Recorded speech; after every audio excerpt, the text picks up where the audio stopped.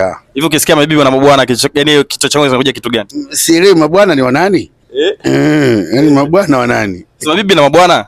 Mabibi wa kwetu, mabwana wanani? Ndio. Sawa. Sielewagi mabwana wanani. Wajui kabisa. Yaani mimi nikiona mwanamke wangu anasema mtu asema bibi na mabwana, simuelewi. Kabisa. Inaweza katika kitu gani?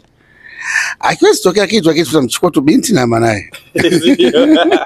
Sawa bwana, Chidi sasa hivi hataki kutoa pesa ushauri kwa vijana. Wewe unadhani ushauri gani wa mwisho kabisa uwezi kuwapa, yani ndio inatosha sasa?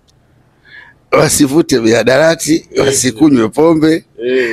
Wasifanye mambo yote ya ajabu, wajiangalie maisha yao na wazazi wao. Na shule waende. Vijana wengi hawajaenda shule unajua. Kabisa.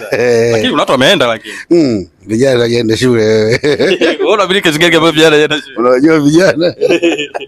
Vijana wameenda shule. Vijana hawajaenda shule. Wako wengi mno.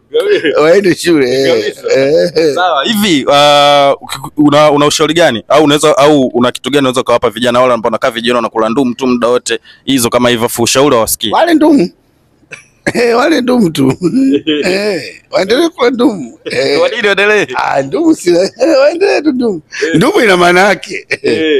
Watu wanafanya kazi. Anyway, waendelee tu kula ndumu. Waendelee kula. Wewe uweze kukaa nyumba moja sasa hivi na mtu aina gani? Mimi siwezi kukaa nyumba moja na sio mtu gani. Sasa mimi nimekaa na watu wengi mpaka sasa hivi siwezi kukataa na mtu. Yaani watu kibao. Si mtu aina gani? Yaani sijajua bado na siwezi kukaa na mtu gani. Mimi nakaa na mtu wote. Ndio. Kabisa mimi nakaa. Kwani Chidi sasa hivi ni mtu aina gani? Chidi ule Chidi wa aina gani vipi? Sijai kwa aina gani. Chidi ni Chidi tu. Kabisa. Chidi ni Chidi. Hivi kutana na mtu ambaye anatembea kashika lighter, wewe kichoko ni kile picha ya kwanza unampa picha gani? Kashika lighter? Ni mkononi. Picha ni kwamba kashika lighter. Ndio picha hiyo. Mtu mwenye shida unamjuaje? Akikupigia simu, akikulia njaa, au ni yule ambaye unakutana njiani? Ana simu, akupigia simu mwenye shida. Mwenye shida ana simu. Ana simu. Wala okay. Kuna watu wana shida nyie. Hawakujueni hata nyie wote.